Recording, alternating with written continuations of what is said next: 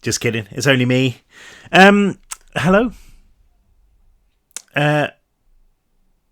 Just thought I heard a knock on the door, which would have been annoying timing, but I don't think it was. It is me, Alexander Gornsmith, back again. Sorry about the delay. I've had tonsillitis. In fact, I still have tonsillitis, which is why I'm a bit croaky and why I probably talk a bit funny.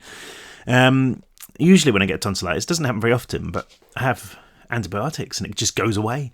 But this time it's stubbornly clinging on to my tonsils like barnacles on the bum of a whale. And so it's really painful. So I probably won't make it to the end of the book, as I promised, because there's like 60 pages, and I think by the end I will sound like some kind of weird, mythical, ghostly creature whose voice is like dust. So I won't be doing that, but I'll see how I get on. Am I going to try and explain what's happened? Well, basically, Marlowe has just discovered that he is the son of the devil, which has kind of come out of the blue a little bit. But basically what happened is, we don't know why yet, but the devil sent Ostheim to Marlowe's mother just after Marlowe's brother had died, Danny, and he kind of convinced her to make an infernal deal for a new son, a son that isn't human but also isn't really demonic. It's somewhere in between. So Marlowe has just found out that his mum created him, or that basically Ostheim and the devil created him through this wish. So his whole life has been a lie. He was born kind of 5 years old.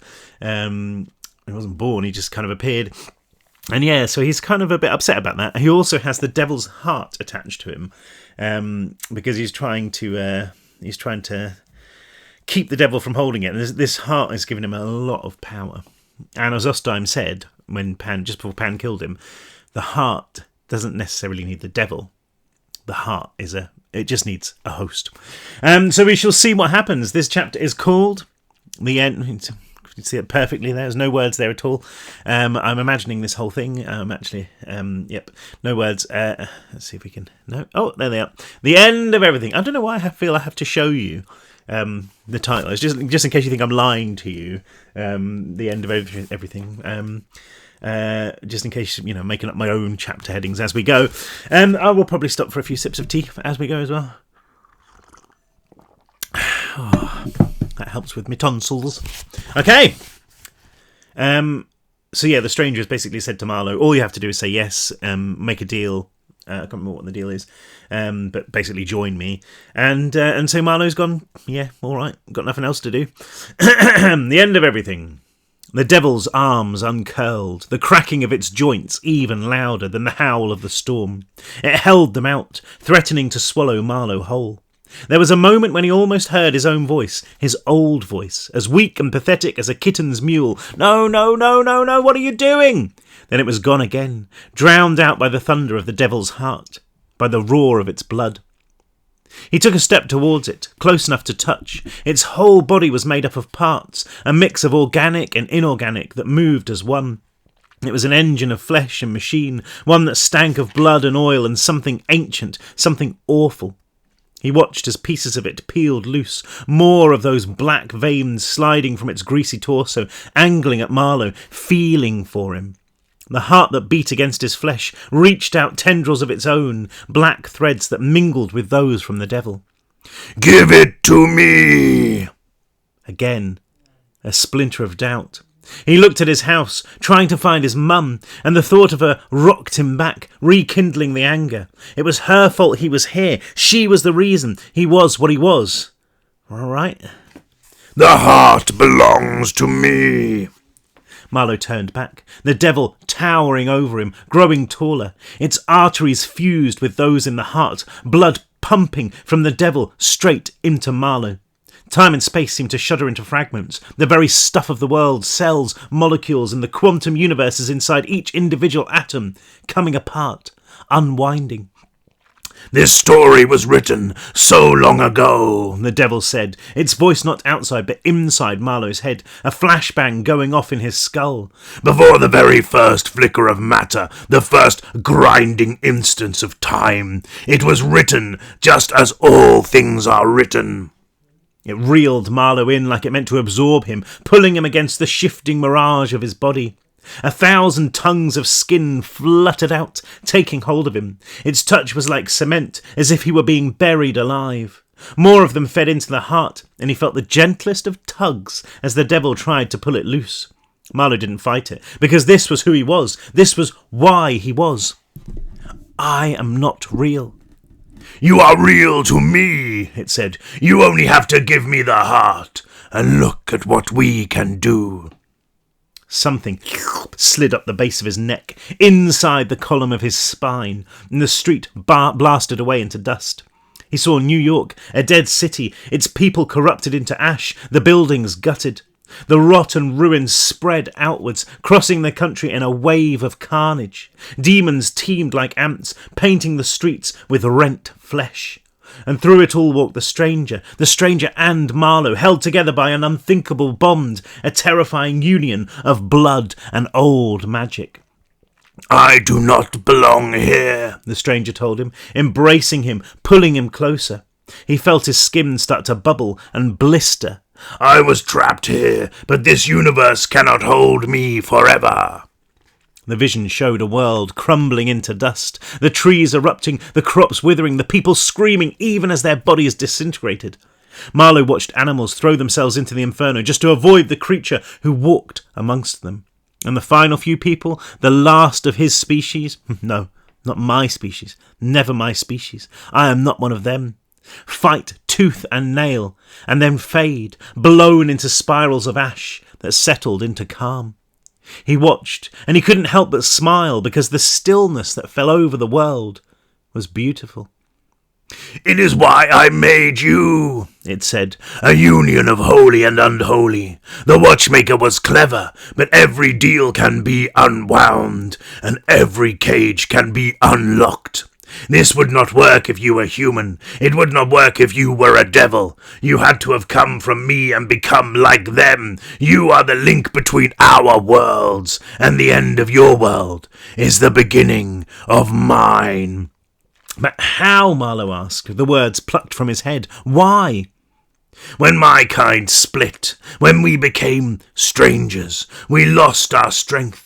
We lost one another. We lost our ability to travel through the universes. The watchmaker was supposed to help me, but he deceived me. The engine that he built to keep me alive, to make me strong again, became my prison, not just for me, but for all of us."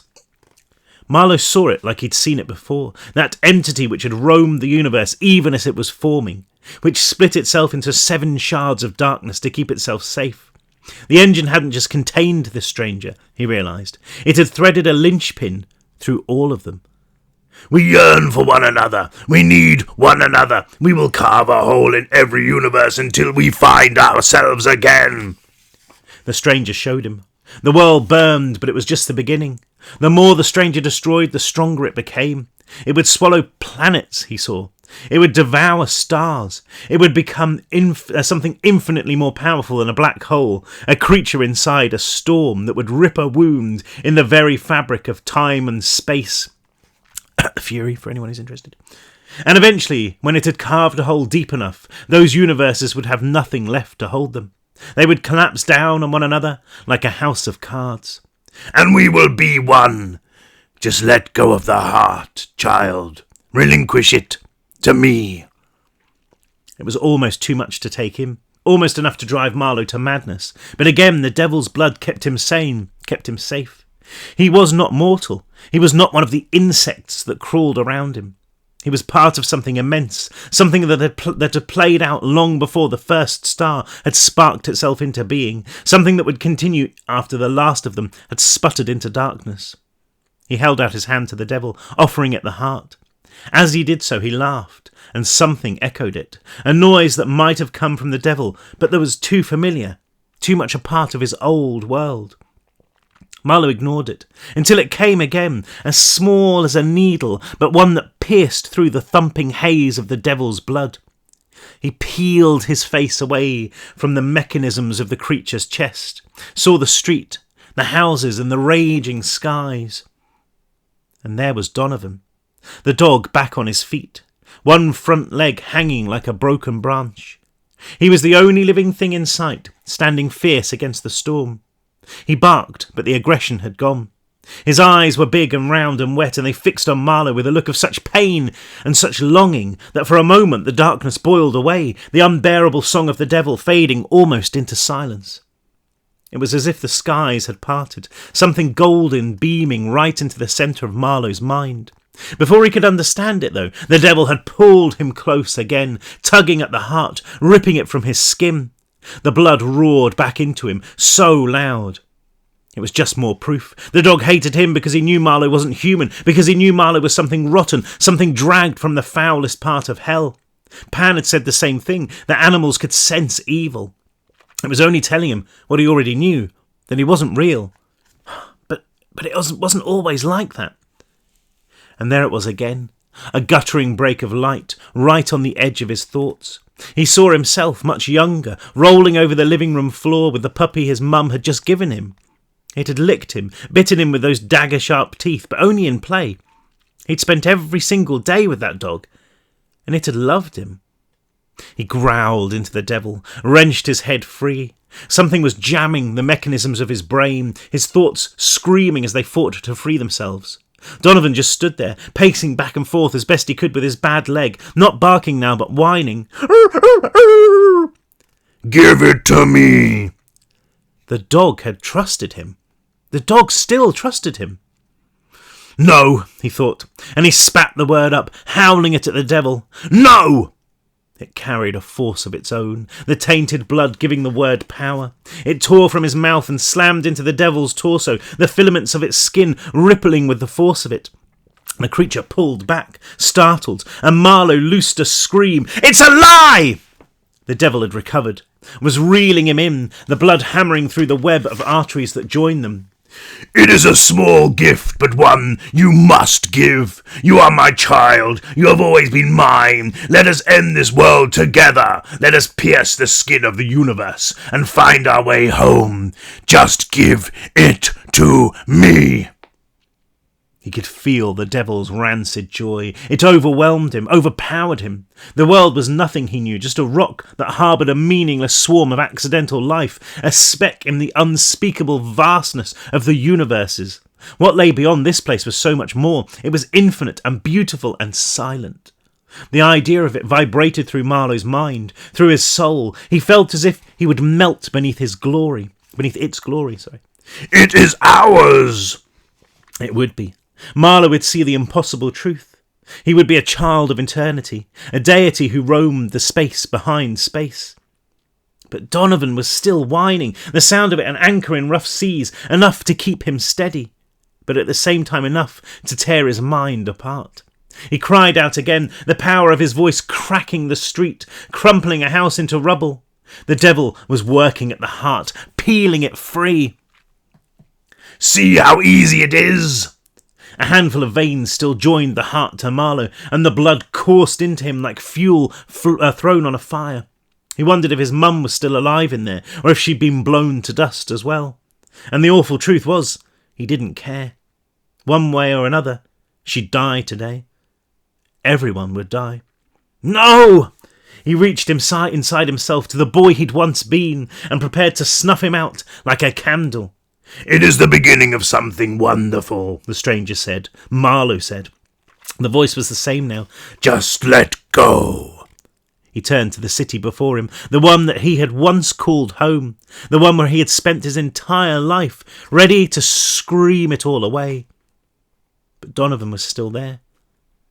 The candle flickered, burned again. That was his dog. That was his Donovan, and whatever Marlowe was now, he hadn't always been this way. It's a lie, he said. It's a lie. And what does it matter if it is? It matters, he said, clenching his hand again, feeling the energy inside it, inside him. The devil's heart beat, and beat, and beat, a neutron star of darkness, powerful enough to carve a hole in the universe. Only it wasn't the devil's heart anymore. It matters, said Marlowe. And once again, he opened his fist. Just a word of advice to anyone who writes a book and then reads it out. Try not to write a book with a devil's voice in it when you've got tonsillitis, because it's really painful.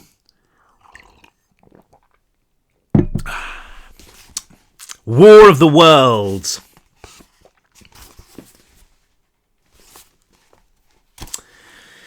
It was like he'd been holding a pulled bow, an arrow of black light pulsing from his hand and hitting the devil. A cave opened up in the myriad parts of its face, and it grunted in shock, staggering back. The storm gyred around them, like they were in the eye of a cyclone. The street was disintegrating, pieces of wood, of stone, of asphalt, of people rising into the tar-black sky. Marlowe held out his other hand, his arm trembling with the power inside it. The devil's heart hung there like a tumour, but it was still beating hard, filling him with darkness and with strength. It doesn't care, Marlowe understood. It doesn't care who uses it. It was Marlowe's heart now. He opened his fingers and the air fractured, a bolt of inverse lightning slamming into the devil. The thunder was deafening, kicking up a shockwave of dust, and Marlowe pushed through it. His face ached, and it was because he was grinning. The thrill of it was like nothing he'd ever experienced. He knew he could jump up right now and burn his way into space. He knew he could punch a hole in the street and crack the world in two. The heart thumped and thumped and thumped like it was chanting his name. Marlowe, Marlowe, Marlowe. The story has been written for too long, the devil roared, finding its feet again. It cannot be changed. Marlowe grabbed hold of the web of veins that still joined them, tearing. They came free from the devil's chest with a series of wet pops, and it howled, clutching at its flapping skin. It is mine, he said, reaching out with those two long arms. You are nothing without it, nothing. Nothing without it. But with it, he was a god. This time he didn't open his hand. He clenched it into a fist, striking the devil in the machinery of its face. It was an unstoppable force hitting an unmovable object, the concussive force of it juddering out through the air, scattering pieces of asphalt. A jarring pain rode up Marlowe's arm, even past the cry of the blood. The devil moved in, its fingers wrapping themselves around his throat, tightening like a noose. Marlowe's stomach lurched as he was plucked from the ground, the devil staring up at him with the rot holes in its face. It punched him into the ruined street, through it, burying him, grave deep. Then he was in the air, long enough for a single breath before the devil slammed him down again and again, each time the darkness settling a little deeper into his thoughts. You are nothing, the devil said. Sorry. A sudden agony tore through his body, radiating from his arm, a pain the likes of which he didn't think was possible. He stared through the haze, through the mask of black blood, seeing the devil harvesting the heart from his arm. It came free reluctantly, trailing worm-like veins that twisted and thrashed. Nothing! No! Marlowe yelled, grabbing hold of it. It rocked between them, pulsing dark light. He was powerful, but the devil still had Ostheim's blood inside it. It was still too strong. It was pulling the heart towards the cavity in its chest, its flesh peeling open to make room for it. Marlowe lunged forward, and the devil lost its balance, falling. The heart bounced off its chest, and in the confusion, Marlowe managed to gain purchase. He plunged his other hand into the hole in the devil's ribs, into the impossible coldness there. There was nothing but darkness to grab onto, but he pulled at it, ripping out chunks of oily matter. The devil arched its back, uttered a noise that might have been a scream, but whose frequency Marlowe couldn't detect. He ripped, he pulled, and he punched, pounding the stranger's face over and over until its ancient skull crumbled and the mess of its brains slopped out. Only then did he rock back and howl into the sky. The heart swung beneath him, still connected. It was already reeling itself back into place, those filaments reattaching themselves to his skin. For a second, he thought about pulling them free, but he knew that if he did, then his injuries would be too great. He would die right here on what was left of his street. And even after everything he'd been through, everything he'd seen, the idea of slipping into that darkness forever was too much. The stranger twitched beneath him, the subtlest of tremors. Its body was flattened like roadkill. It couldn't be moving. It had to be dead. And yet it twitched again. A bolt of dark lightning searing up into the storm. The clap of thunder knocking Marlowe away. There was another sound too, a deep, booming pulse that could only be one thing. Laughter. The stranger's corpse sat up, crushed so thin it was like a drawing etched on paper. Its top half peeled away from the earth, swaying there, the ruin of its face slowly turning to Marlowe. "You cannot kill me," it said. "We were not made to die this way." It rose like a puppet, more of that lightless lightning cracking up into the sky. Its face folded and refolded, shaping itself. It took a step towards him, unfurling its arms, stretching it until the fossil of its hand sat right before him. "No more games. It is time." Marlowe shook his head, forcing himself back to his feet. The devil's heart beat. "You cannot deny what you are." Marlowe knew. He could feel the heart thump against him, and he knew that it was his now. What did that make him, if not the devil? And suddenly, he knew what he had to do.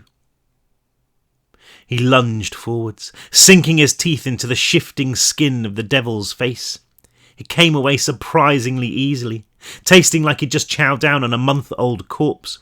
He spat, gagging, then he did it again, aiming for its throat. The stranger pulled back, blood spraying from its neck. Marlowe didn't give it a chance to recover, his head snapping forward like a viper's, his teeth sinking into its throat again. Blood flowed into his mouth and he swallowed, drinking it down, black light pouring from the wounds, fizzing up into the storm. Marlowe drank deep, devouring the devil like it had devoured Ostheim. The horror of it was so immense that he lost himself to it. There was just his hunger and the flesh beneath him, and he grunted and growled and snarled his way through it until what lay there was just a garbage bag full of spilled flesh, motionless and forgotten. He stood, and it was as if he pulled the world after him, as if it would change the direction of its orbit if only he willed it. Nothing was the same. Even though the sky was dark with cloud, he could see the stars there, billions of them. He could see the sun, could see past the blinding glare of it into the atomic machinery that kept it burning. He looked down through the empty mess of the devil, saw the rock and the history of the rock, the billions of years that had brought it here. And beneath it, the molten flesh of the world and the iron heart of the planet that whispered a strange, beautiful song. The world was nothing. Time was nothing. He could wait here for 1,000 years and it would be a blink of his eye, or he could stop it altogether and live 100 lifetimes in the stillness he left behind. It was all his to love. It was his to destroy too, if he wished. The thought of it released a charge of energy, one that burned its way through a house down the street, shaking it to atoms. Marlowe laughed, and even this was a weapon, carving a trench through the exposed foundations, turning the earth into a memory of dust. Somebody up the street made a break for it, an old woman running from her front door. He didn't do anything. He didn't move. He just thought it, and she burst into flame. There wasn't even time for her to collapse to the asphalt before she exploded, a concussive thump casting her ash up above the rooftops. The horror, the joy, pulsed out of him as an animal roar. A sonic explosion that ploughed through the street, which tore away asphalt and stone and earth like pipes, turning it into a tsunami. The ground cracked like an earthquake that had struck, one side slumping so much that the houses there collapsed into themselves. And over it all, the heart beat and beat and beat. It would beat inside him forever. Marlowe lifted his arm, brought the heart towards his chest. More of those eel-like veins slid from it, burrowing into his skin, curling themselves around his ribs. He felt them brush against his own human heart. No, it was never human. I was never human. Rooting there. The storm hung over him like a crown, a cloak of dust and wind and ash flowing after him as he began to walk. A distant part of him screamed that this was his street, that somewhere here was his mum, his dog. Then he remembered that they were probably dead, and that he had probably killed them both. And suddenly all there was inside him was that age-old call. The heart needed him to punch a hole in this universe so that it could slide into the next, so that it could be reunited with the other impossible shards of itself. And he would. He smiled as best as he could remember, felt the fabric of his face start to shift and turn. Then he began. Oh, Marlowe. Bad times. Next chapter is called The Fury. That's funny. What could that be a reference to? How many chapters are left? 1, 2, 3, 4. There's only 5 chapters left. The Fury. I put a curtain up, by the way, so I wasn't glowing so much. I hope you appreciate that, the effort I went to. Pan wrenched the wheel, the truck thumping up a section of broken asphalt before slamming down again. The suspension groaned, the cab rocking, but it was an old Ford, practically indestructible, and it was holding itself together, so far. She didn't know how much longer it would last, because up ahead the world was ending. Literally. The sky was black, as if somebody had peeled it away to reveal the ceiling of a cave, as if everything she'd ever been told about the universe was a lie. People were fleeing, painted white with ash that had once been their friends, their neighbours, their families. There was so much blood in the air that she had the wipers on, smearing it across the windshield. She steered to the side to avoid a man, then ripped the wheel the other way as a demon came bounding out of the smoke. It thumped off the fender, too consumed with bloodlust to even notice her. A bus lay on its side across the broken street, and she cut right, accelerating up a hill before screeching left. The apocalypse that gripped Staten Island swinging into view again. Up here she had a better idea of where she was going, that impossibly dense cloud of darkness boiling in the sky maybe 3 blocks away. 3 blocks, not so far. And the thought had only just entered her head when a peal of thunder detonated beneath the storm. The world seemed to lift, tearing towards her like a tsunami. She screamed, twisting the wheel too hard, the truck bouncing, tilting, then collapsing onto its side. Then the maelstrom was on her, a hurricane of noise and debris that shunted the truck back down the street, rolling it onto its roof, then its side, then its wheels, over and over and over. She gripped the seat, but it wasn't enough, the truck spinning her like she was inside a washing machine, thumping against her hips, her head, her arm. Her skull was an inferno of white fire, and for a moment she was lost to it. Then the world began to settle around her, piece by piece. She heard somebody shouting her name, realised that it was her, like she was calling herself back from the brink, screaming for herself to move. But she was still alive. She shuffled around, kicked at the passenger side window. It took a few attempts before it shattered, and she crawled through, legs first, her bones made of burning coals. It seemed to take 100 years before she could stand again, and even then she wasn't sure how long she'd be able to stay that way. Everything was catching up with her. The years she'd spent fighting, injury after injury after injury, the broken bones, her shattered heart, not to mention her time in hell. Her body was a clockwork toy, winding down, the key lost. But she was still alive. She put one foot in front of her, trying to remember if this was how you walked. It seemed to work, and she tried the other one, staggering over the rubble. The people who had once lived here, worked here, watched her with glass eyes. "I'm sorry," she tried to tell them. "I'm sorry I couldn't stop it." And she wouldn't stop it. She knew that now. Ahead of her, the storm pulsed into the sky like a torch of black light. In the clear patches between the clouds, through the ash, she could she could see stars there, in the middle of the day, crowding around like spectators. The world was ending. This thing was going to finish it. But she was still alive. She walked, seeing a demon up ahead. It was injured, sniffing the air through half a face. She almost fell on it as she walked by, a hand on its fleshy ribs to stop herself from toppling. It snapped at her, but it was too weak. She wondered if this demon had once been an engineer like her, trapped in hell for an eternity, forgetting herself a little more every single day as she lapped at the devil's blood. "I'm sorry," she said, transmitting the thought down through her fingers, even as the bellows of its lungs shuddered to a halt. She pushed up, a sob falling from her. Another demon was hurtling this way, distracted by something, vanishing into the smoke with a shriek of glee. She walked, One block passed, then another, the scene of ruin growing worse with every step she took. It was only when she'd crested the hill, though, that she understood the true extent of the devastation. The world ahead was a crater, as if a meteor had struck.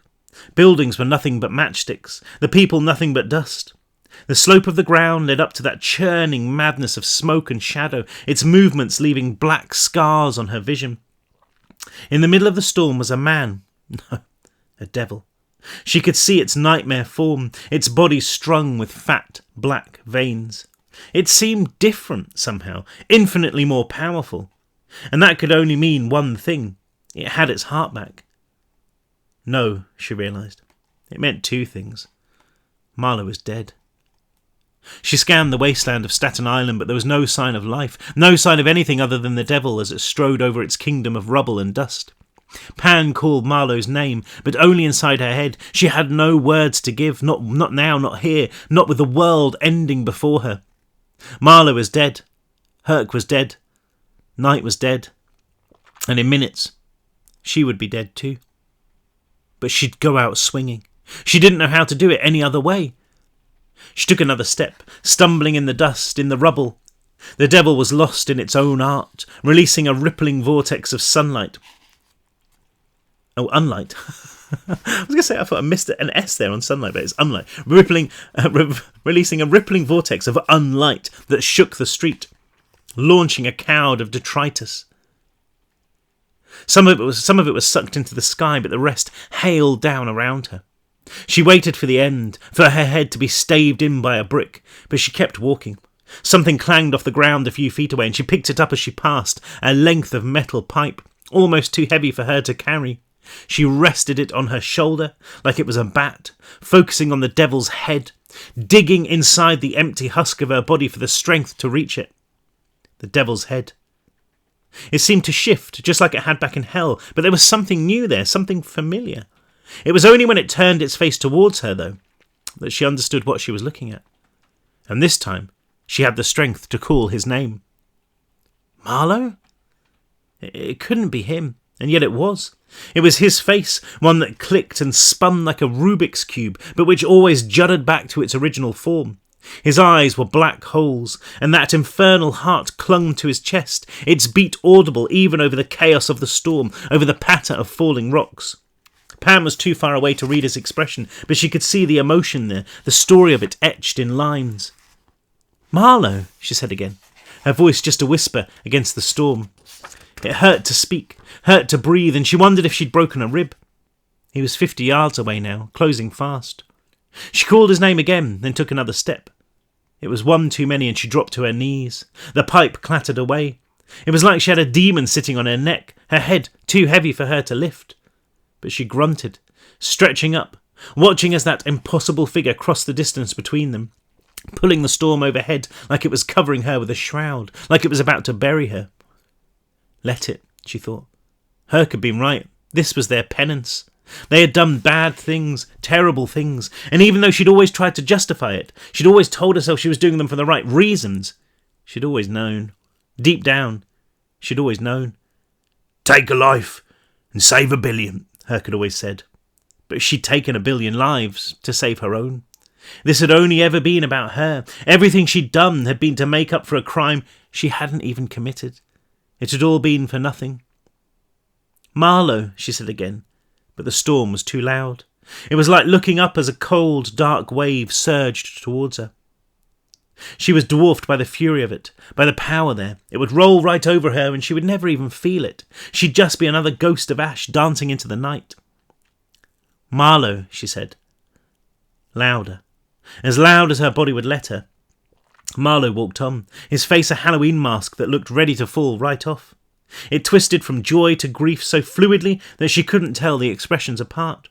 His eyes blazed with nightmare light, and the sight of it, the sight of those devil's eyes burning in his face, made her sob out his name, a scream that cut through the storm that finally caught him. He stopped, 20 yards from her, the winds that circled him, kicking up huge clouds of dust and ash and smoke. He thrummed like a generator, the force of it making her bones tremble. The ground beneath him was flowering into mould, erupting into spores.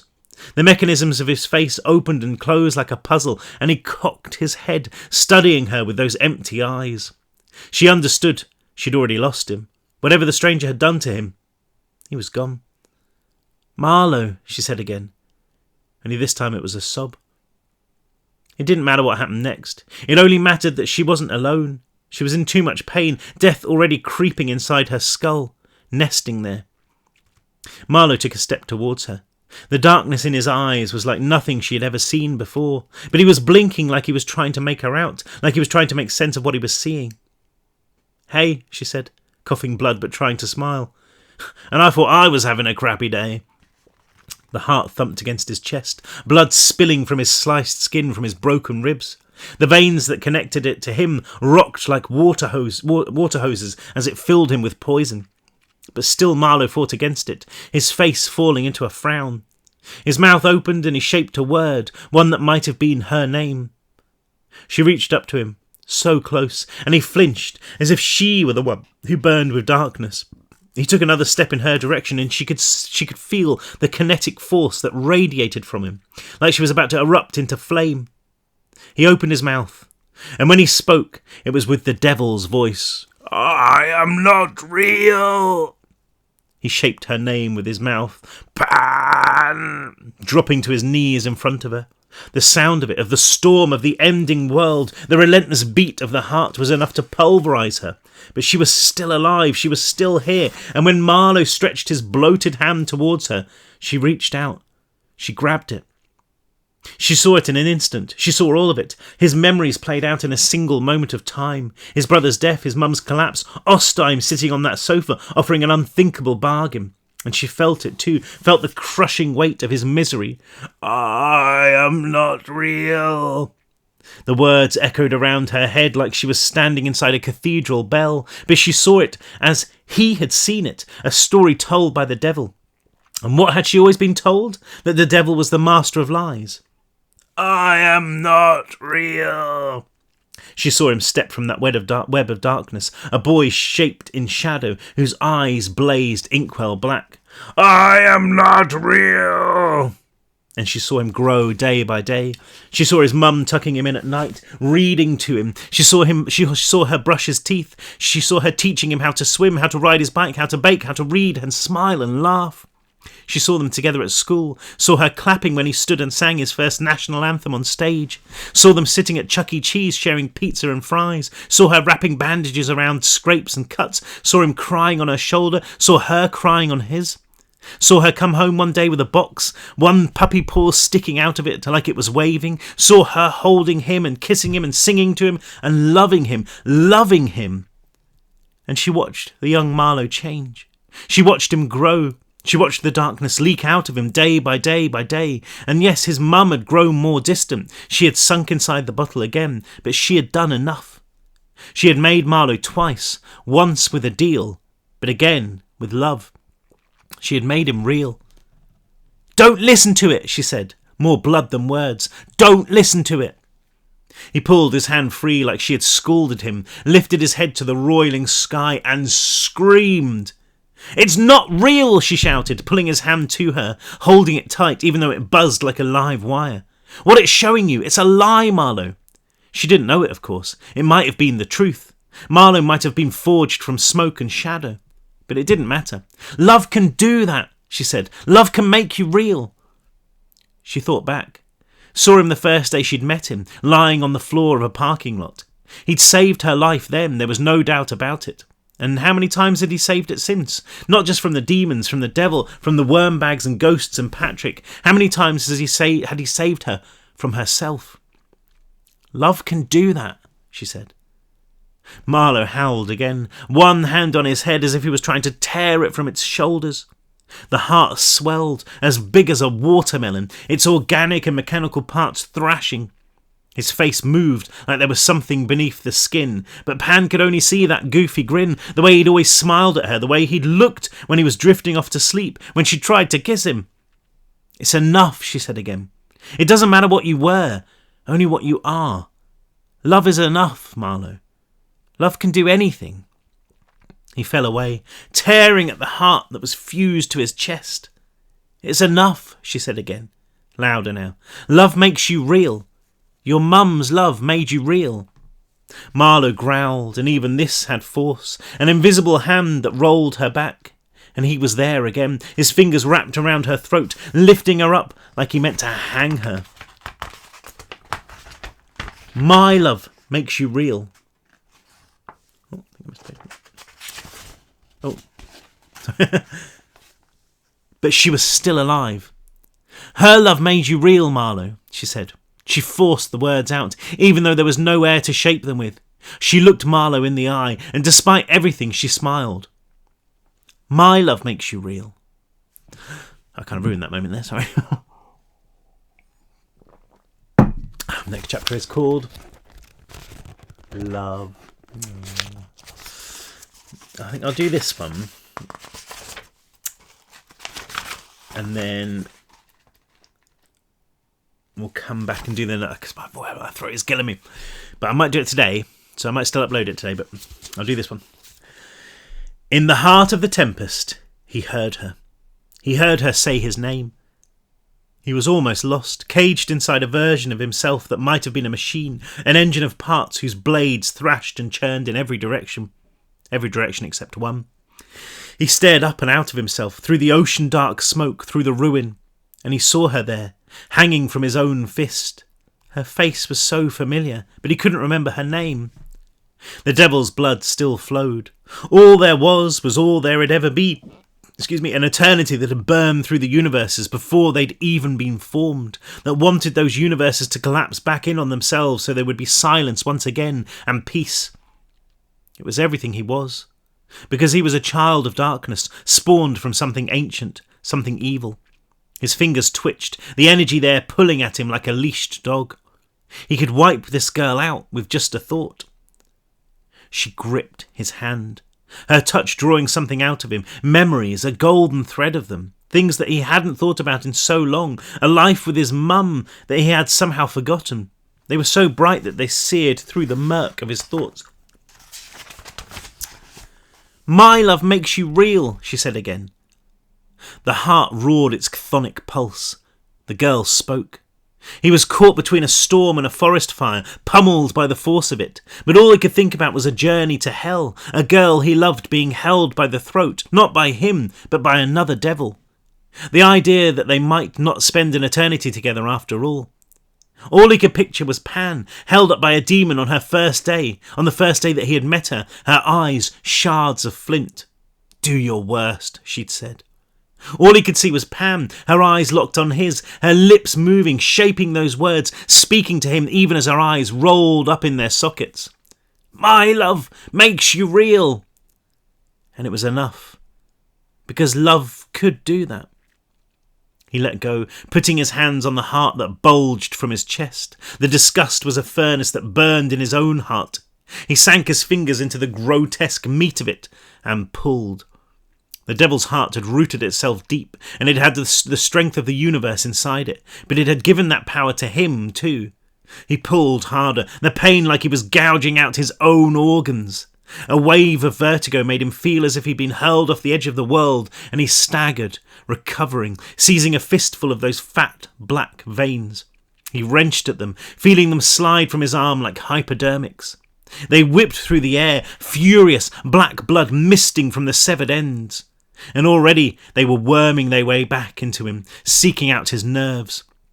He tore at them, and he was faster. Even though the blood was draining out of him, even though his skin was torn in 100 different places, he was faster. Then Pan was there too, clawing at the heart, swearing at it over and over as she tried to rip it free.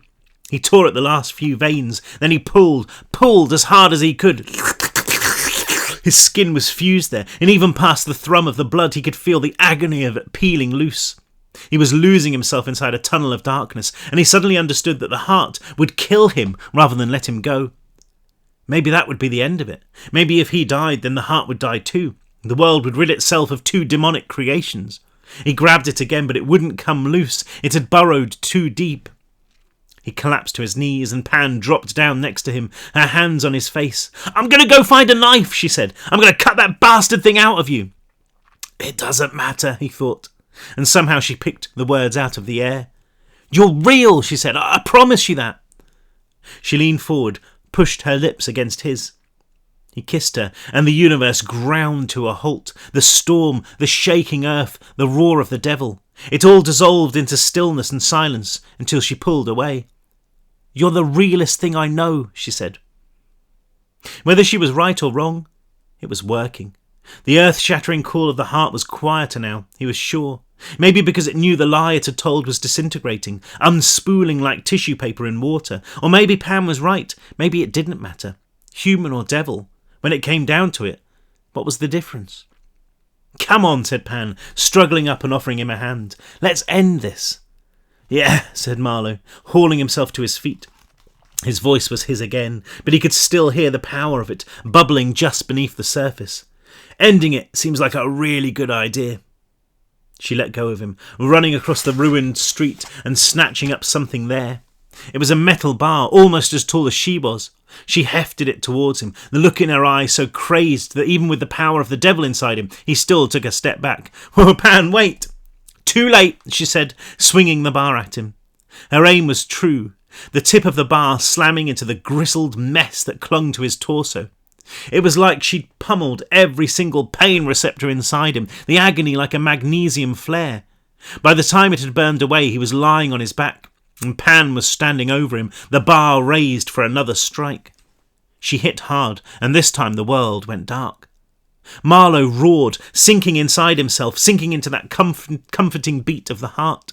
He slammed a fist onto the ground, his vision full once again of ruin, of death, of ruptured universes. "Whoa, Marlowe!" Her hands were on his face, and it was like she was reaching for him through black water. He sat up, groaning, fighting to find himself in the fury and the hate. He grabbed Pan's face, feeling her to make sure she was real. She'd abandoned the bar, and she pulled him close, muttering, I'm sorry. "It's no good, Pan. It's inside me. It won't let me go." "There must be a way," she said. "A knife, a chainsaw.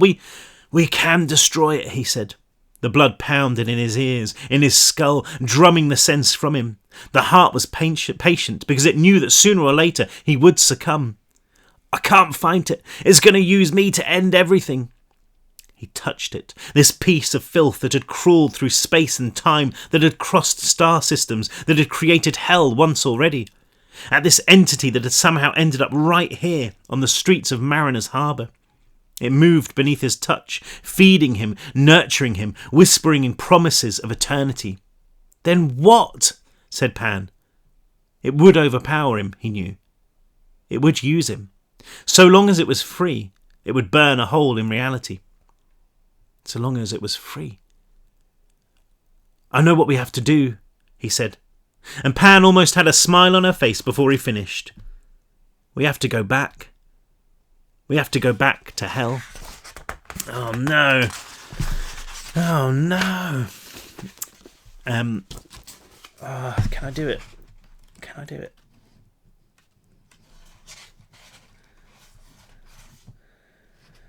I feel like I should. I'm so excited to get to the end. I'll keep going. I'll persevere. They're only tonsils, right? Just don't look back. The biggest surprise of all was that Marlowe's words didn't surprise her one bit. Pan looked at him, at this thing that stood before her. The blood-slicked skin of his face rippled like it was trying to pull itself from the bone beneath, his eyes spitting out a light that was so dense she could feel it. He looked somehow less solid, the edges of him bleeding into the world around him, as if his presence here was shredding the muslin-thin veil of reality. How long before he broke through completely, before he punched a hole in the universe and drained everything into oblivion? The devil's heart still clung to his chest, arteries as thick as fingers puncturing his skin, feeding him with poison. His flesh had been torn in a dozen places where the organ had fastened itself and where he'd tried to gouge it free. Only the heart and the blood that flowed from it was keeping him alive. He needed it now as much as it needed him. It would cling to him forever, and sooner or later they would be one. The devil is dead, she thought. Long live the devil. "We have to go back," she echoed, her words lost in the maelstrom that churned overhead. The ground was also moving, shifting like an ocean. Marlowe didn't even have to do anything and the world would disintegrate around him. Because he's not real, she thought, remembering her vision, then shaking it from her head. Whatever she'd seen in the madness of Marlowe's thoughts, whatever the devil had told him, it didn't matter now. We have to go back, she said, again, nodding. Marlowe shook his head, one hand grabbing the heart, pulling at it. In response, it slid its roots even deeper. She could see them coiling around his ribs. He growled, almost lost himself again, and she cupped her face, whispering his name, bringing him back. Just me, he said in a voice that was barely his, a voice that sounded like 100 voices. The terror roiled inside her, and she was so close to losing herself to it, but she clung on, teetering. Yeah, sure, she said. As much as I would love to leave you here, I trust you with this about as much as I trust Truck with my breakfast. She let go of his face, took his hand. She could feel the power there. It was like holding onto an electric charge or a live grenade. But she didn't let go. She just led him across the ruined earth. There were no landmarks anymore, too much smoke to see more than 100 yards or so in front of her. How were they supposed to find their way off the island? Something moved in the corner of her vision, and she braced herself, waiting for a demon or something worse. But when she turned, she caught a glimpse of fur, shaggy and blood-spotted. There was a dog there, doing its best to walk with an injured leg. It was looking at her as if she could save it, and she shooed it away. Hanging around here with her would only get the dog killed. Then Marlowe spoke, his voice cracked with emotion. Donovan! The dog whined, taking a step towards him, its head bowed, its eyes turned longingly upwards. Marlowe dropped to his knees, calling the dog's name again, and this time it bounded unsteadily towards him, its tail wagging so hard she thought it might take off. It ran into his legs, collapsing against him. Marlowe stroked its head, its neck, its belly, and great oil-black tears squeezed from its eyes. Right now, he looked as far from a devil as it was possible to be. Then he groaned, the heart contracting, squeezing his chest in warning. The veins jerked as the blood flowed through them, trying to scrub away everything Marlowe was, everything he ever had been. The blood would kill him first, and then it would kill them all. But maybe it was the one thing that could save them. Go, Marlowe said, growling at the dog. He looked at Pan. The knot-light from his eyes made her feel like she had a hand inside her skull, cupping the flesh of her brain. But she gritted her teeth against it, calling to him. You can take us there, she said. He shook his head, growled her words away. Seriously, you can... Something shrieked, close enough that she flinched. To her side, a demon scrabbled over a mound of rubble. It shook its head, spraying a fan of blood. A long pink tongue slid out, licking its lipless mouth. It sniffed the air, angling its head towards her.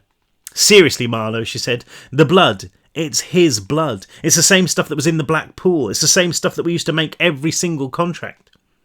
Another demon bounded up, stopping next to the first, snapping at it. A third announced itself with a scream, closing in from another direction. It cocked its head, and she understood it was listening for something. It was listening for the heart. Its beat was a bell that pealed impossibly loud, a clarion call that drew the forces of hell towards it. It knew, she realised. It knew that Marlowe was fighting it. It knew she was a threat, and it had called for help. Even with no eyes, even though it was just a football-sized parasite of meat and machine, she could feel it watching her. She could feel the icy depths of its hatred. Marlowe, she said softly, her hands on his face again. The demons were running. The demons were running now, their clawed feet kicking up dust and ash. 5 of them, 7, then too many to count as they stampeded, as they screamed. Marlowe, please, get us out of here. He tilted his head, the tendons in his neck bulging like steel cables. He grabbed the heart with both hands, trying again to pull it free. The demons were almost on them, and Pan let go of him, scanning the ground for the metal bar, knowing it wouldn't do her any good. She bunched her fists instead, turned to the nearest one. Come on then, you! The monster detonated, like it had been packed with explosives, blasting out a shockwave of rendered flesh. The second ruptured with such force that its top half was catapulted over Pan's head, its legs spasming in the dirt. Then she felt arms around her, Marlowe's arms, and suddenly the world burned away in a flurry of embers. Pan's stomach lurched so hard she thought she'd been disemboweled. The air punched from her lungs. There was an instant of nothing, of utter emptiness. Then there was a gunshot pop, and she was back. A gunshot pup would be a really traumatic thing to put in the book at this point. Not a puppy, a pop. There was a gunshot pop, and she was back. The ground, though, had gone. She was airborne and falling into the threadbare carpet of clouds, the world laid out beneath her like a map. Her stomach flipped again, and she tumbled through the freezing air, the wind roaring, faster. She turned, saw Marlowe next to her, just as shocked as she was. She reached for him, saw him reach for her too. Their fingertips touched, and Pan felt the thump as she was kicked out of herself again, reality reclaiming her with a sickening strength, as if it was furious that she'd managed to escape. She fell onto solid ground, her head spinning. She pushed her hands into the dirt, into the sand, and only when she felt like she'd rooted her fingers deep enough did she dare to look up. Marlowe was there, surrounded by a halo of burning ash. He was standing, but only just. "A little warning," she muttered, somehow making it back to her feet. She looked at the river, at the warehouses, then at the red door, which stood open on its hinges. "You ported?" He nodded and moved his hands to his stomach. If he'd looked sick before, he looked half dead now. "Never again," he said. He wouldn't need to do it again. Pan sucked in a breath, noticed how quiet it was. The heart was still hammering its demonic tune against Marlowe's ribs, but they'd left the storm behind. It was catching up with them already, the ground beginning to shake, a ring of debris and sand and water rising up, spinning lazily. "You sure?" she asked. "About hell," Marlowe winced, then nodded. "Bastards in every thought is pummeling the crap out of me. Don't know how much longer I can hold it." He screwed his eyes shut, staggering, and she grabbed his hand, leading him to the door. The devil had obviously exited at some speed and with some force. The corridor beyond was cracked, the walls fractured, the ground cratered. But the red door was undamaged, not even a scratch. Some things were more powerful than all of hell.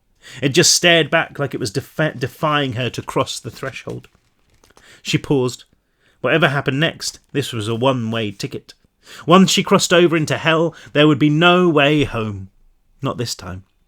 Behind her the world, was freedom, was the joy of knowing that she could leave all of this to Marlowe. She could push him through the red door, close it, and pray that he made it to the black pool before the heart took full control. Yeah, right. "Just don't look back," she whispered to herself as they walked through together, ignoring the acid bath sensation that always came with crossing the liminal. "Don't look back. Don't look back." She didn't. She just reached behind her, grabbed the red door, and slammed it shut. The sound of it echoed down the corridor like an explosion, Marlowe clamping his hands to his ears, then to the heart as it squirmed against him. It almost looked like it was starting to panic, like it knew where they were going. More of those finger-fat arteries were sliding from it, pushing their way into Marlowe's skin. Black blood steamed to the ground from the wounds. He took hold of a vein with the shaking hands and tried to pull it free. Pan snatched at it as well, the tube too slick for her to get a grip. "Come on," she said, taking his arm instead, pulling him after her. Marlowe growled, lashing out and hitting her. She flew back like she'd been struck by a moving car, bouncing off the wall and rolling across the broken ground. Marlowe was turning, stumbling towards the back door, stumbling towards the red door, retreating. "Hey!" Pan yelled, somehow pushing herself to her feet. "Marlowe Green, don't you dare!" He was fighting it, one fist punching through the concrete wall. He screamed and more of the ceiling fell away. Pan limped through the dust, grabbing him, inching him down the corridor. The heart boomed, but it was just a heart, just an ancient, crumbling ruin. "You can beat it," she said. "You're stronger than it is, than it ever was." The door to the stairwell was open, but it would take too long. She guided Marlowe to the elevator, the cabin missing, the shaft yawning up at them like a demon's muzzle. "Pan, what are you—" She pushed them both into it, grabbing hold of him as best she could as the ground fell out from under them. She screamed, Marlowe grunting as he hit the side, breaking into a spin. Then he had her and she felt the air balloon around them, felt them start to slow. They still hit hard, the force of it blasting up the doors at the bottom of the shaft, filling the vault room with dust. Pan felt something wet against her face, something probing, and she peeled away from Marlowe's chest to see some of those twisted heart veins pushing against her, the tips of them flexing like mouths. She pushed away from him, hauling herself up into the room. "Little warning," said Marlowe from the darkness. She offered him a hand, and he struggled up after her. He looked pale. He looked drained, and when he opened his eyes, some of that awful darkness had faded from them. The heart was still there, but it was doing something new, its arteries flailing through the air like spider legs, spraying a mist of black blood over his face, over his neck. You've got a bit of something on you," she said, smudging it away. "Thanks," he said, just a whisper. He struggled onwards, crossing the room. She held his arm, pushing through the door by his side. The engine sat there, dead. The black pool lay quiet too, but she was fairly sure the gateway was still open. It had to be, because this was their only hope. "There's no other way," she said, and she couldn't be sure whether it was a question or not. "No," said Marlowe, waiting until they were at the bottom of the steps before saying, "Not for me, Pan. I have to do this. You don't." "Marlowe, you got me here," he said, clutching the heart again. More of it had come loose, and she could see the gleam of ribs there, the wet contraction of his lungs. The blood was trying its best to patch him up, but there was only so much it could do. Marlowe was right. If they cut the heart from him, then surely he would die. "Better this way," he said. "Better to be sure." And another vein popped free, and the heart bulged outwards. Marlowe collapsed onto the rim of the pool, blood trickling from his lips. "I belong there. I belong on the other side. It can't kill me there. I'll keep coming back. I can hold it." "You're nothing like it," Pan said, kneeling in front of him. "You're not a devil, Marlowe. Come on, if you were the devil, would you be covered in dog hair right now? If you were a devil, do you think I would have—" He smiled. "You kissed me," he said, as if he'd only just realised. "Again?" "Yeah, but only because you were freaking out," she said. And even though there wasn't much blood left in her, it still managed to rush to her cheeks. "Again?" The heart juddered, fought. "You need to go," he said, not trying to free it now, but trying to hold it to him. "And leave you to sort this out by yourself? Marlowe. You'll just screw it up." "That's exactly why," he said. "Everything else I've done, it's all been for the devil. It felt so real, my life, but it was all for the devil." "No," Pan said. "It wasn't." "What did it tell you? That you were made? That it made you? That's bull, Marlowe. Everything you've done, it's only ever been because you're real. Think about it. Just think about it. Your decisions were human. They were stupid and idiotic and wrong half the time, but they were human." The cavern creaked like a boat in a storm, the light fixtures swinging. Pan gripped Marlowe even harder, looking him in the eye. "Come on, Marlowe," she said. "Do you honestly think that if the devil was trying to make the perfect soldier, the perfect machine, it would have turned out like you?" Something burst from the black pool, a twisted muzzle that snarled in panic. The demon was trying to swim to the edge, its bulk almost dragging it under. Marlowe winced as he held out a hand and unleashed a stream of invisible energy. The creature had time for a squeal of pain before it was ripped into ribbons, the force of the explosion sending a plume of dark water up into the air. It rained down on them, the drops squirming like they had a life of their own. "This is where we say goodbye," said Marlowe. Pan shook her head, holding him even tighter, hearing his skin tear as the heart fought to free itself. "It's been a hell of a ride, Marlowe Green," she said, ready to push him into the pool, ready to throw herself in as well. Let's at least end it together." Marlowe nodded. Then his face creased and he doubled over, screaming into his knees. Pan heard something crack inside his chest, a rib. She grabbed him, calling his name as he rolled onto his back. Then she let go, scrabbling away, refusing to believe what she was seeing. The heart was pulling itself from Marlowe's chest. It looked like a giant insect, the veins hardening into limbs as it wrenched itself free.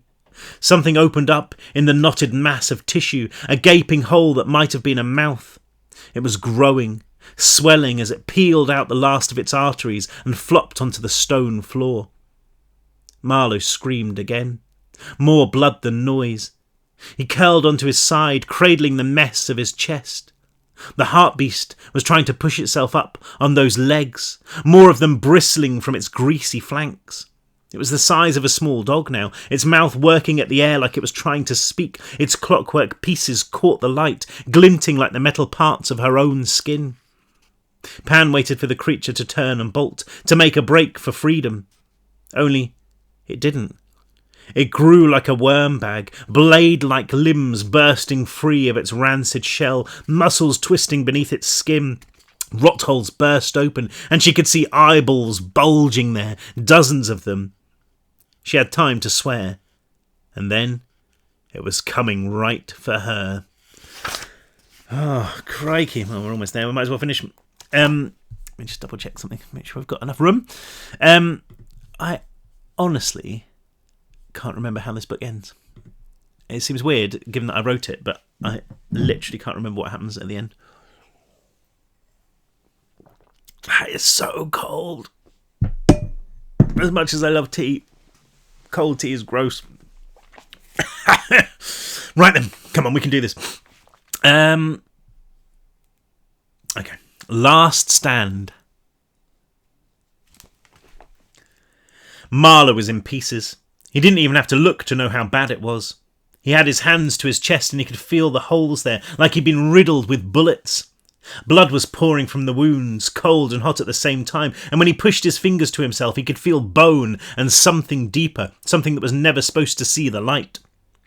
He didn't care, though, because however bad his injuries were, the fact that he could feel them at all meant the heart had gone. The pain was a blowtorch held against his eyes, but he could feel the corrupted blood inside him, pumped by his own battered heart. It was powerful, and already he could feel it knitting him back together, repairing the wounds. There were too many holes in it for it to save his life. There were too many holes in him for it to save his life. He was pretty sure about that, but there was enough to see this through. Behind the supernova of his agony, he heard a scream.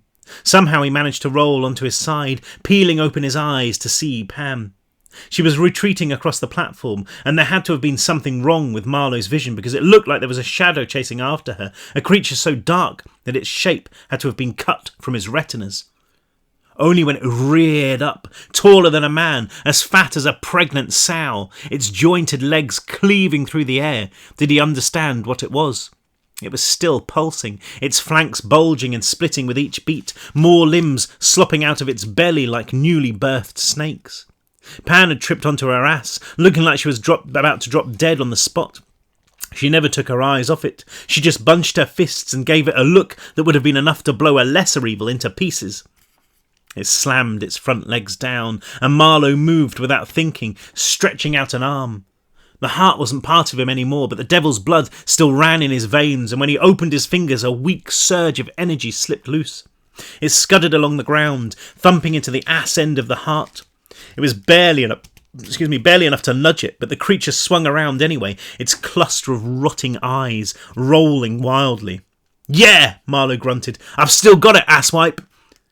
Pan had made it back onto her feet, and she had a chunk of rock in her hand, pulled from the fractured platform. She brought it down on the top of the creature's head, and it squealed, backing away. She lifted the weapon and threw herself at it, but this time it saw her coming, snapping out a leg and swiping her feet out from under her. She spun, landing on her back, uttering a long, low groan. Marlowe dug deep, flicking his hand and seeing another channel of inverse light cut through the air. The heart scuttled to the side, then it was charging at him, its bladed feet carving trenches in the stone. He cradled his chest, sitting up, everything going dark. "Don't pass out," he said. Fluid leaked through his fingers, but a thick oil-black scab had grown over the worst of his injuries, the blood patching him up. He risked a look, still seeing a glimpse of rib. "Do not pass out." There was enough of him left. He lifted both hands, the heart looming over him, its limbs raised like scorpion tails. The blood could give him any power. All he had to do was think of one. He cast the charge out, like he was throwing a baseball. Not a pulse of darkness this time, but a ball of burning plasma. It hit the heart in its open mouth, spreading like napalm. The creature was squealing again, battling pathetically at its own skin. Marlowe tried to get to his feet. Failed. He willed another attack, but his batteries were running low, the blood deserting him like rats from a sinking ship. He managed to conjure a forked blast of blue flame, but it went wide, arcing into the ceiling. A scream. Not from the heart this time, but from Pan. She had thrown herself on it, something glinting in her palm. Whatever it was powerful, chunks of flesh and blood erupting from the heart like she'd blasted it with a shotgun. She stabbed it again, and this time the blade spun from her hands, scraping across the ground. A crossbow bolt, Marlowe saw, carved from the engine. Pan had brought it here a lifetime ago, he remembered, to fight Maman. Pan ducked beneath the creature's limbs, running for the bolt. She didn't make it, an obsidian blade suddenly erupting from her stomach. No! Her mouth turned into a perfect "oh." Then she collapsed into herself, the heart tossing her away like she was garbage. She landed, rolled, close enough to Marlowe for him to be able to grab her and pull her to him. The heart was recovering, the wound in its side bubbling closed. It hauled its ugly bulk towards them, more of those daggered limbs poised to strike. Marlowe could hear splashing from the black pool, knew there were more demons on the way.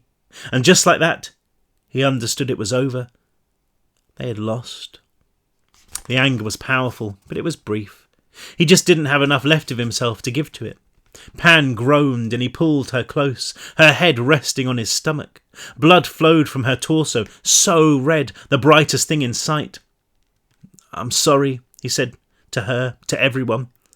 She shook her head, her face etched with pain.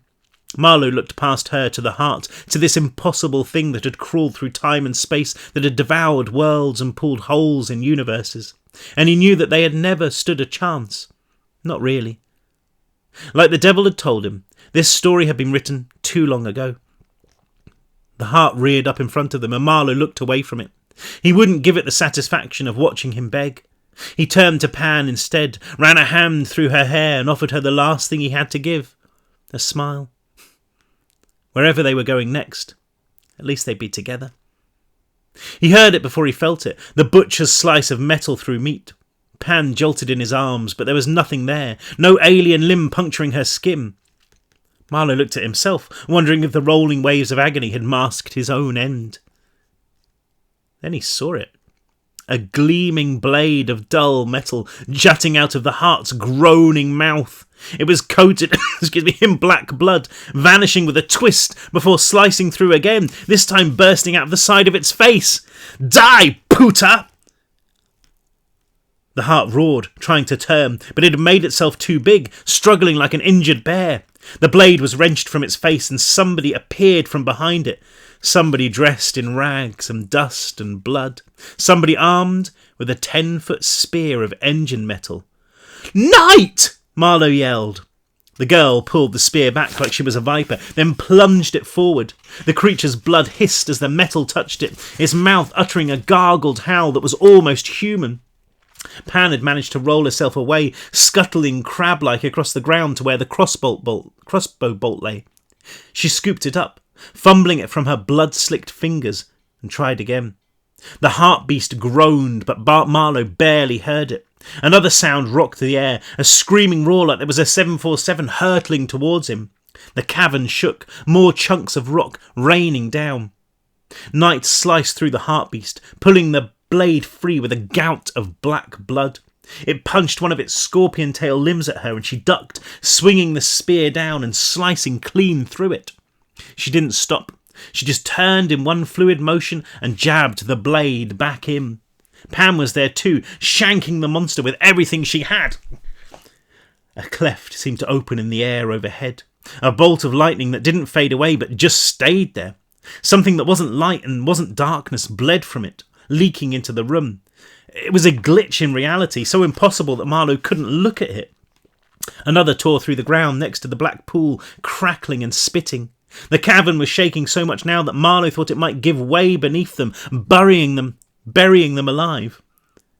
"Hey!" he said, pulling himself up, crouching because he couldn't trust himself to stand. The heart was struggling, spilling its guts, but it was repairing itself almost as quickly, bulging shapes pushing themselves from its wounds, sprouting more limbs, more eyes. "Hey!" Marlowe said again, a third rift tearing the air in two like it was a sheet of paper. "Guys, we gotta move!" Night whipped the spear around in an arc, slicing open half a dozen of its eyes like they were eggs. Then she grabbed Pan, hauling her away. Another of those tears in reality cracked the black pool in two, a colour that Marlowe had never seen before, leaching from the rift. "What is that?" Night yelled over the roar, the two of them struggling to Marlowe's side. It was like the world had forgotten how to hold itself together, like it was eating itself from the inside. And suddenly he understood what was happening. Night had crossed back into the world. She had escaped hell. The deal that Marlowe had made with the devil had been fulfilled. And the gateway between worlds was collapsing. "Oh, crappity crap," he said, turning so fast the world seemed to do a 360 around him. He lunged forward, another crack appearing in the air, just hanging there and bleeding its absence into the cave.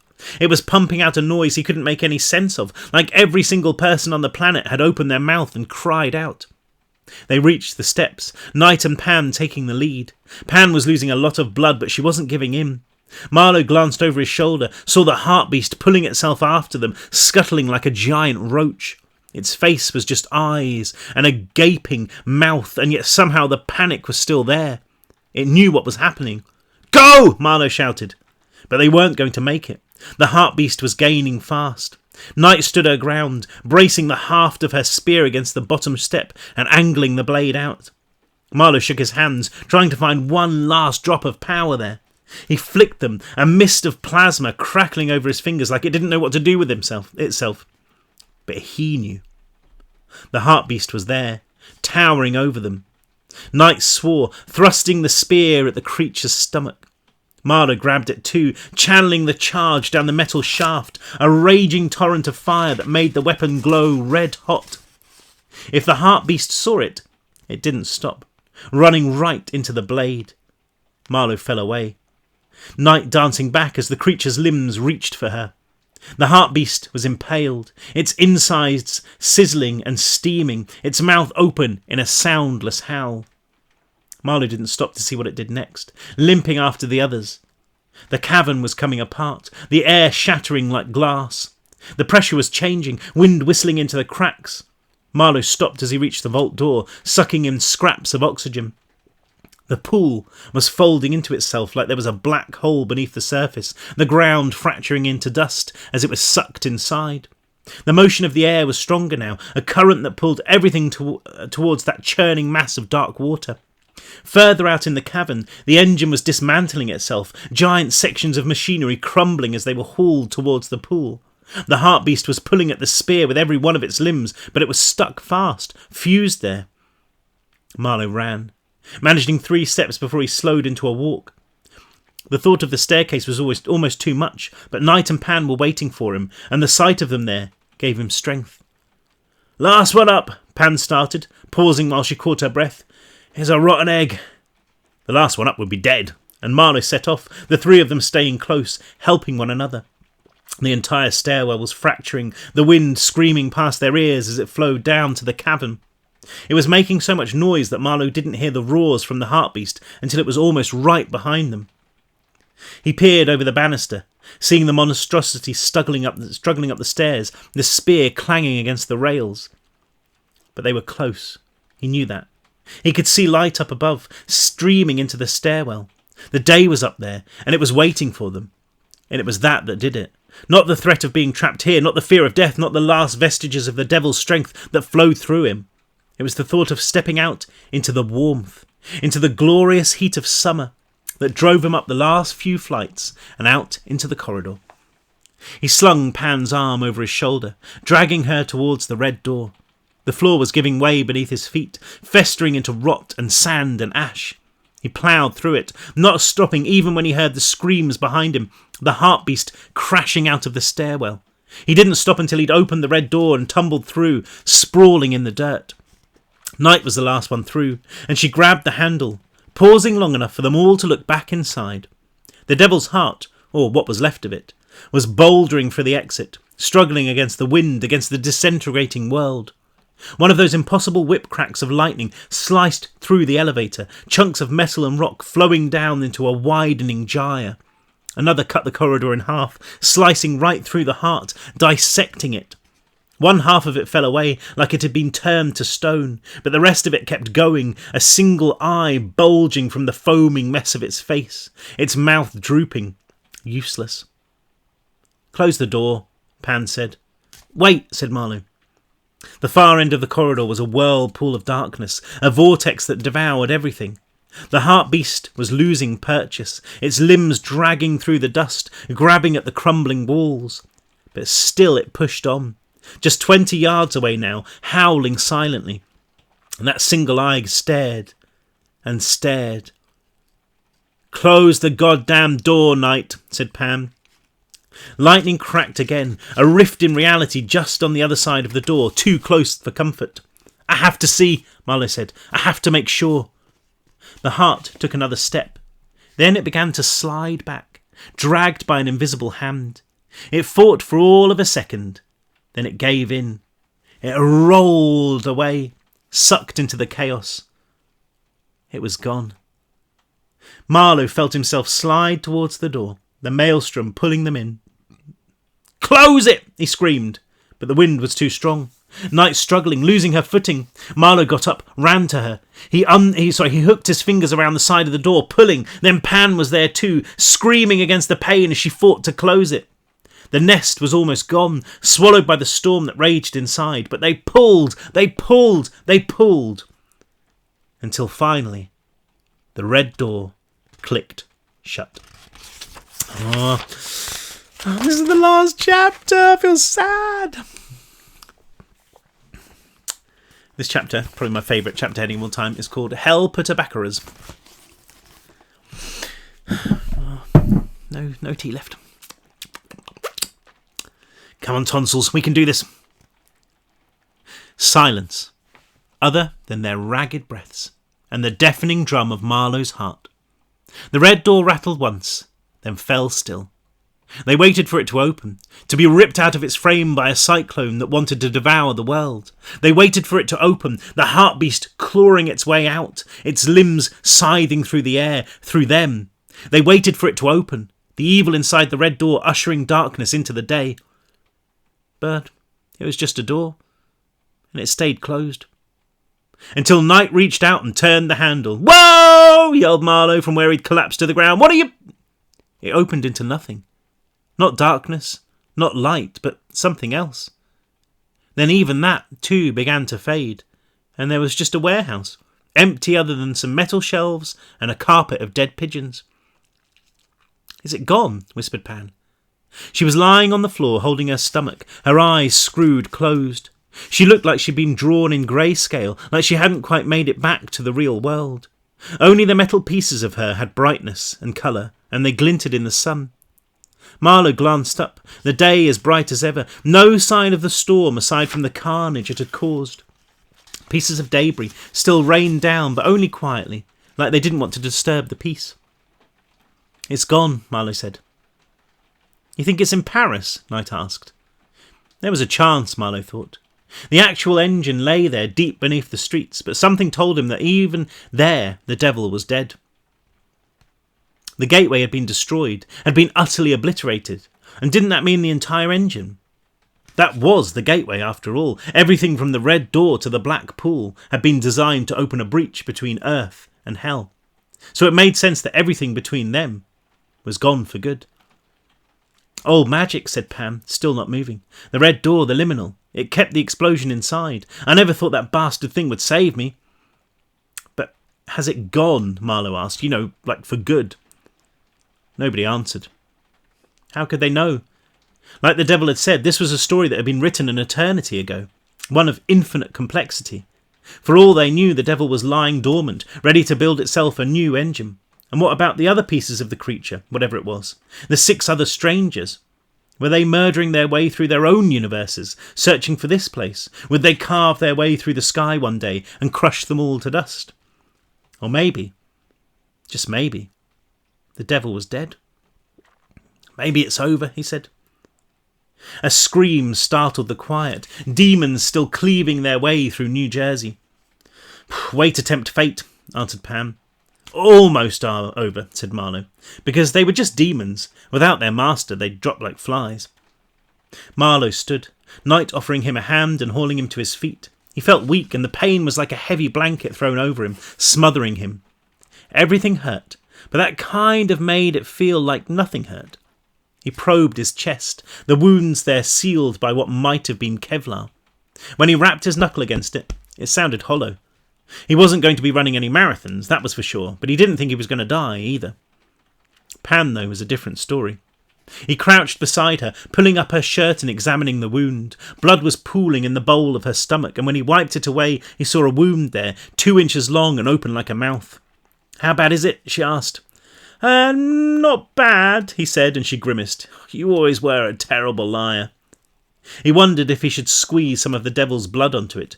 If it worked for him, then maybe it could heal her too. But that nagging doubt was still there. What if the devil had been right? What if he was the spawn of hell? The blood could kill her.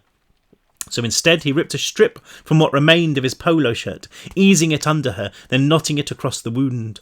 She swore at him, batting his hands away, managing to sit up. "Where did you come from?" she said, squinting at Knight. "I found my way back," the girl said, rubbing her face. There was a new scar there, Marlowe saw, running from her forehead around to her chin. He didn't even need to ask what it was. He could still see Patrick's immense jaw locked around her, biting. "Twice," she said. "Twice?" Marlowe asked. She nodded. "First time a ghost got me. I didn't see it coming." "Well, your timing was perfect," Marlowe said. Knight smiled. "Siempre." They rested there, the warmth of the sun creeping into them, tentatively, like it wanted to make sure they were real. The shrieks of the demons were being chased by sirens, a helicopter thudding its way through the sky. Pan flinched. "Herc's dead," she said. Marlowe sighed, nodded his acceptance. The statement refused to sink in, but he knew it would soon, and it would hurt a hell of a lot more than any of his physical wounds. He swore, remembering Charlie, but Pan held up a hand to calm him. "I saw Charlie," she said. "He's okay. Broken leg. You did that." "Oh," said Marlowe. "Whoops." And suddenly he was thinking of his house. The last few hours were choked with fog, but he saw glimpses of the horror there, of what he'd done. "I need to find my mum," he said, trying not to imagine what it was he would actually find. "We will," said Pan. "I promise." Marlowe brought his hand to his mouth, chewed on his knuckle for a second before spitting out the taste of the devil's blood. Pan groaned, Knight helping her up. "You shouldn't move," said Marlowe. "You'll bleed out." "If hell didn't kill me," she said, taking an unsteady step, "then this little thing won't." She hawked up a ball of crimson spit, launching it at the red door. "Besides, we've got a job to do." "Seriously?" Marlowe said. "We've done our part, Pan." "More than our part," said Knight. "Like, way more." "We need to go rest," Marlowe said. "We need to find Charlie, then a hospital." "Pfft, slacker," Pan said. "So long as hell's still out there, we've got work to do." "Oh, you sound like Herc," muttered Marlowe. She looped her arm over his shoulders and he slung his around her waist, supporting her as she walked. He stumbled, nearly falling, until Knight grabbed his free arm and held him steady. "You do realise that a demon is going to wipe the floor with us," said Marlowe. "We look like we've escaped a geriatric facility." Pan almost managed to smile.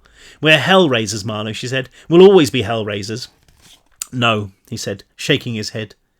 It already felt like a dream. Everything that had happened since stepping into that parking lot 1,000,000 years ago. How could any of it have been real? But it had been, he knew. He only had to look at the metal ribs in his arm to know that he'd raised hell, he'd fought hell, and he'd walked in hell too. It had been as real as anything else in his life. But maybe that was a good thing, because he knew now that the rest of his life had been real. Everything. He wasn't sure if he would ever find out the truth of where he came from, of who he was. He wasn't sure if he ever really wanted to. All that mattered was that he was himself. He was Marlowe Green. And right now, right here, he was real.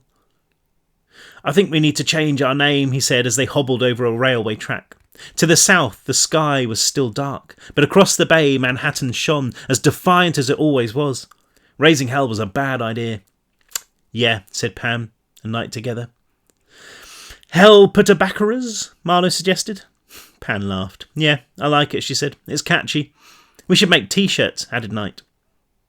They stopped, the three of them wheezing and trembling. If anything, Pan seemed even greyer than before. Okay, she said, taking a shuddering breath. Maybe we should leave the demons to the army. Slacker, said Marlowe. They stood there, breathing in the smell of the river. All of them watching the water as it flowed silently out to sea. It was oblivious, Marlowe knew. It had no idea what had just happened. All that mattered to it was the journey. And maybe they'd all be the same in time.